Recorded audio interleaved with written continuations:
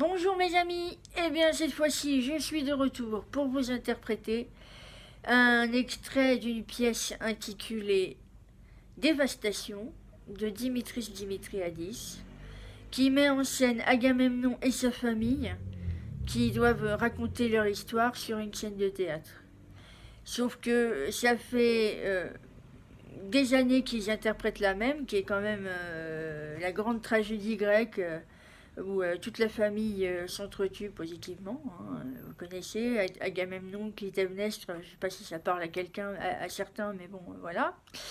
Et donc, ce qui se passe, c'est qu'à chaque fois, il sombre dans un profond sommeil, et ensuite, il se réveille euh, et doivent recommencer à raconter cette pièce. Bon, c'est pas ce qui se passe dans la mythologie grecque, hein, c'est la pièce qui se passe comme ça. Voilà. Et au moment où la pièce de Dimitriadis commence, il y a une scission entre les membres de la famille, ceux qui aimeraient continuer à jouer la tragédie telle qu'elle est, et ceux qui préféreraient vraiment changer de perspective, vraiment ceux qui en ont vraiment marre, quoi. Hein, voilà. Et parmi ceux qui en ont vraiment marre, il y a Agamemnon lui-même, et je trouvais que son texte était assez subtil et assez intéressant. Et je voulais vous en faire part. Et ensuite, on pourra en discuter. Voilà. Place au texte. Tout est faux. Tout est à démolir. Nous devons quitter le devant de la scène. Nos passions n'ont instruit personne. Nos châtiments n'ont apporté aucune délivrance, aucun mieux, aucun changement. La souillure continue, comme s'il n'y avait eu avant aucun savoir, aucune conscience. Tout ce que nous avons dit et fait a plusieurs aspects. Les interprétations de nos passions sont innombrables. Mais nos actes n'ont pas été correctement rapportés. On les a mal interprétés. Il y a de nombreux autres paramètres. Des rapprochements n'ont pas été utilisés et sont restés inexploités et passés sous silence. Nous ne sommes pas seulement ce qu'on apprend. Les textes n'épuisent pas, quelle que soit la version, notre vie. On nous a présenté de façon unilatérale, on a schématisé la présentation de nos relations. Moi-même, personnellement, je me sens mal à l'aise dans ce tableau. Il ne me contient pas tout entier. Qu'a-t-on montré de ma personne ? De grands poètes se sont consacrés à moi. Mais le temps a montré qu'ils étaient prisonniers de leur époque. Il ne pouvait en être autrement. Est-ce seulement cela, Agamemnon ? Agamemnon tout entier ?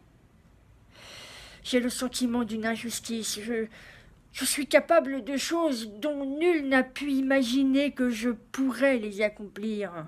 Je me sens emprisonné dans les limites d'un personnage, et cela n'est seulement qu'une toute petite partie de moi. Parler autrement, désirer autrement, me fâcher autrement, montrer d'autres capacités, d'autres faiblesses,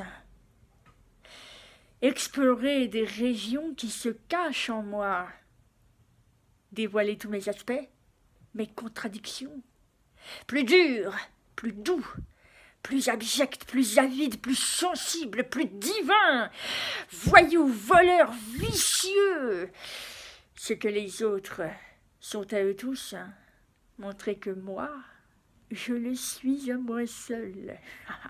Eh ouais. Mais ce que les gens voient de moi, c'est le plus accessible, le plus creux, le banal. Je refuse mon image. Voilà. Eh bien, la raison pour laquelle je trouvais ça intéressant, c'est que tout simplement, on a vraiment à la fois un personnage et un comédien, et que justement, c'est un texte qui pourrait venir à un comédien qui interprète un personnage qui est pas assez enrichissant pour lui. Moi, je sais que ça peut arriver, je pense, de ne pas avoir suffisamment d'émotion dans la palette du personnage. C'est pense que ça peut toujours se modifier, se changer, mais bon, il y a des émotions qu'on ne peut pas se permettre de faire quand le personnage est dessiné de telle ou telle manière. Voilà. Mais je trouvais ça intéressant. Voilà. Bah, j'espère que ça vous a plu. En tout cas, moi, ça me parle particulièrement. Voilà. Et ben, je vous dis à bientôt pour un autre extrait. Voilà. Bisous. À plus.